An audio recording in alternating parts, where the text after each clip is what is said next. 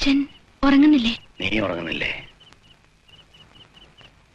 മോള് പോയി ഉറങ്ങിക്കോ. നാളെ വക്കീലിനെ കാണാൻ പോണമെന്നല്ലേ മാധവൻകുട്ടി പറഞ്ഞിരിക്കുന്നേ. ഞാൻ ചെയ്യുന്നത് തെറ്റാണോ അച്ഛാ? മോക്കങ്ങനെ തോന്നിയോ? തെറ്റെന്ന് തോന്നുന്ന ഒന്നും ചെയ്യരുത്. ചെയ്താൽ മനസ്സ് നമ്മുടെ ശത്രുവാകും. മനസ്സിനെ മാറ്റി നിർത്തിയ നാം ചെയ്യുന്ന എല്ലാം ശരിയാണ്.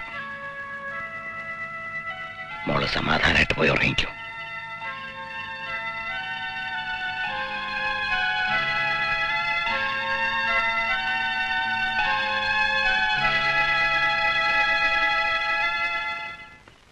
പെട്ടെന്ന് ഇങ്ങനൊരു തീരുമാനം എടുക്കരുതെന്നേ ഞാൻ പറഞ്ഞുള്ളൂ. പൊരുത്തപ്പെടാൻ ശ്രമിക്കുക, അങ്ങനെയൊക്കെ ഞാനും ചിന്തിച്ചതാ. പക്ഷേ സാധിക്കുന്നില്ല. കണ്ണന് രാധികയോട് വലിയ സ്നേഹാണെന്നാണല്ലോ ഞാൻ അറിഞ്ഞത്. സ്നേഹാണ്. പിന്നെ പിന്നെ ഒന്നുമില്ല. വിവാഹത്തെക്കുറിച്ച് ഒരു പെൺകുട്ടിക്ക് എന്തെല്ലാം മോഹങ്ങൾ കാണും. എല്ലാരും കൂടെ തകർത്ത് കളഞ്ഞത് അതായിരുന്നു. രാധികയുടെ ഭാഗ്യം ഞാൻ തട്ടിത്തെറിപ്പിച്ചും തോന്നുന്നുണ്ടോ?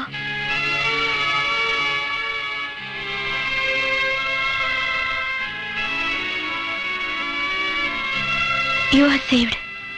ഒരു വിധത്തിൽ രക്ഷപ്പെട്ടു എന്ന് വിചാരിച്ചോളൂ. ഒരു പെൺകുട്ടി സ്വപ്നം കാണുന്നതിനപ്പുറമുള്ള ഒരു ദാമ്പത്യമാണ് എനിക്ക് വീണ് കിട്ടിയെന്ന് അച്ഛൻ പറയാറുണ്ട്. രാകേഷിനെല്ലാം ഉണ്ട്. സുന്ദരൻ, സമ്പന്നൻ, കാറ്, ബംഗ്ലാവ്, ഒരു പെൺകുട്ടി മോഹിക്കുന്ന. But he's near a computer. അപ്പൊ നിങ്ങൾ അഡ്ജസ്റ്റ് ചെയ്യുന്നു. ഇങ്ങനെയൊക്കെ ആയിരിക്കും എല്ലാവർക്കും എന്ന് സമാധാനിക്കുക.